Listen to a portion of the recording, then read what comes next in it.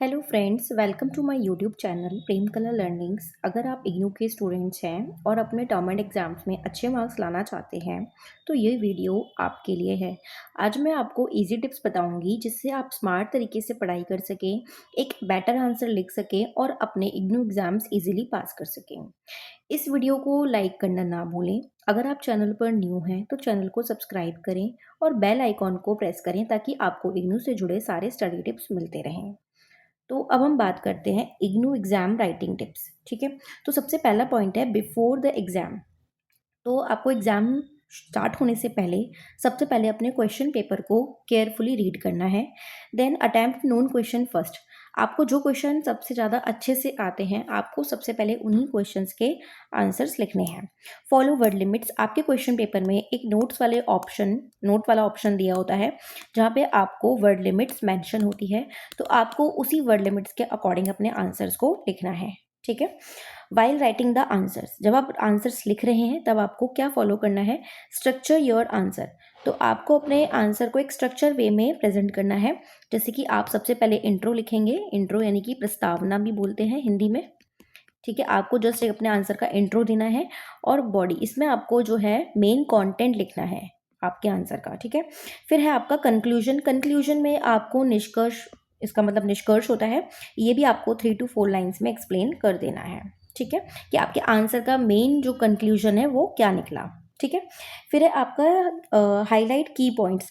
आपका जो भी मेन जो पॉइंट आप लिख रहे हैं अपने आंसर में, तो उन्हें आप हाईलाइट ज़रूर कर लीजिएगा। आप अपने एग्ज़ाम में हाइलाइटर और ब्लू पेन और ब्लैक पेन तीनों चीज़ें लेके जाइएगा। और जो आपकी हेडिंग और सब हेडिंग होती है उसे आप ब्लैक पेन से लिखिएगा, और जो आपका मेन आंसर है जो आप पॉइंट्स में एक्सप्लेन कर रहे हैं या पैराग्राफ में कर रहे हैं तो वो आप ब्लू पेन से कीजिएगा।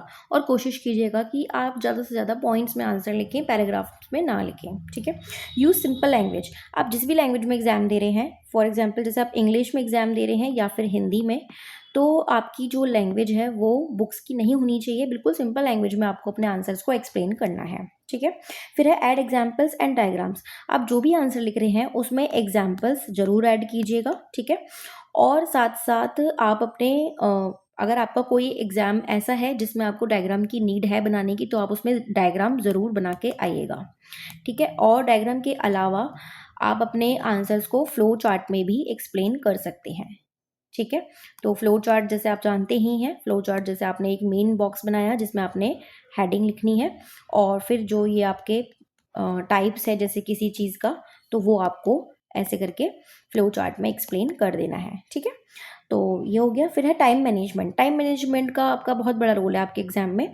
आपको किसी भी एक ही क्वेश्चन पे सबसे ज़्यादा टाइम स्पेंड नहीं करना। ठीक है, अप्रॉक्स अगर आपका 500 प्लस की वर्ड लिमिट है तो 40 मिनट्स बहुत है आपका एक आंसर लिखने के लिए। ठीक है, और टाइम मैनेजमेंट आप समझ रहे हैं, मतलब जैसा आपका जो वर्ड लिमिट है उसके अकॉर्डिंग आप अपना टाइम सेट करके चलिएगा। और एग्जाम से पहले एक बार आप आंसर राइटिंग की प्रैक्टिस ज़रूर कीजिएगा। ठीक है, नेक्स्ट आपका पॉइंट है प्रेजेंटेशन टिप्स। अब आपको आंसर को कैसे प्रेजेंट करना है उसके बारे में बात करते हैं। Write neatly and legibly. आपका जो भी आंसर है वो बिल्कुल साफ और स्पष्ट शब्दों में होना चाहिए। ठीक है, और अगर आपसे कुछ भी मिस्टेक हो जाए, फॉर एग्जाम्पल अगर आपने ये गलत लिख दिया वर्ड, तो आपको ऐसे कट करना है जस्ट। ठीक है, ऐसे ऐसे कटिंग नहीं करनी है अपनी शीट पर, इसका बिल्कुल ध्यान रखिएगा, क्योंकि इससे बहुत बैड इम्पैक्ट पड़ेगा अगर आप इस तरह से एग्जाम में अपनी कटिंग करके आते हैं। आप जस्ट एक लाइन डाल दीजिए कटिंग, अगर आपसे कोई मिस्टेक हो गई है तो आप ऐसे एक लाइन डाल दीजिए, बस that's it. Leave some space between answers. जब आपका आंसर एंड हो जाए, फॉर एग्जाम्पल यहाँ पे आपका आंसर एंड हो रहा है, तो 3 to 4 लाइन्स का आप स्पेस जरूर छोड़िए और हर आंसर को खत्म होने के बाद उसके नीचे लाइन जरूर डाल दीजिएगा। ठीक है, ये काम आपको बिल्कुल एंड में करना है जब आपका एग्जाम हो जाए। ठीक है, उसके बाद है आपका point number the answers correctly as per the question paper. तो आपका जो क्वेश्चन पेपर है उसके अकॉर्डिंग आपको आपका जैसे क्वेश्चन पेपर में 1 to 10 क्वेश्चन हैं, और आपको फर्स्ट क्वेश्चन आता है, 8th आता है, 9th आता है, 6th आता है और 10th आता है। तो आपको आंसर लिखना है 1, तब आपको एक्सप्लेन करना है। फिर आपको आंसर 8 लिखना है। आपको 8 की जगह 2 नहीं लिखना, तो आपका ये गलत हो जाएगा। ठीक है, जो आपके क्वेश्चन पेपर में नंबर दिए हुए हैं, आपको जो क्वेश्चन पेपर में आपको जो भी आंसर आता है आपको उसी का ही नंबर डालना है। ठीक है, क्लियर है।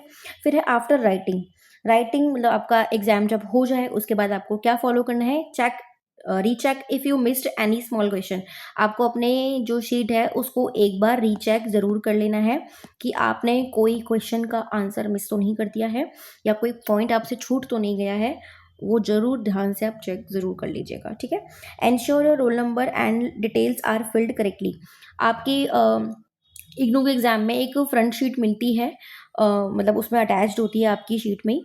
तो इसमें आपको रोल नंबर लिखना होता है, अपना डे लिखना होता है, डेट लिखनी होती है और आपका सब्जेक्ट कोड वगैरह होता है। ठीक है, सब्जेक्ट कोड होता है और उसके अलावा आपका वो साइन होते हैं और एग्जामिनर के साइन होते हैं।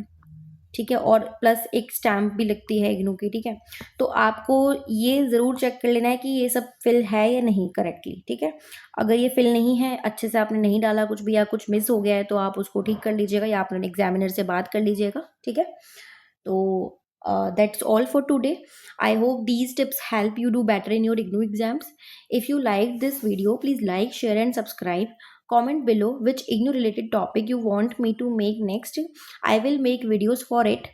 Good luck with your exams. See you in the next video. Thanks for watching.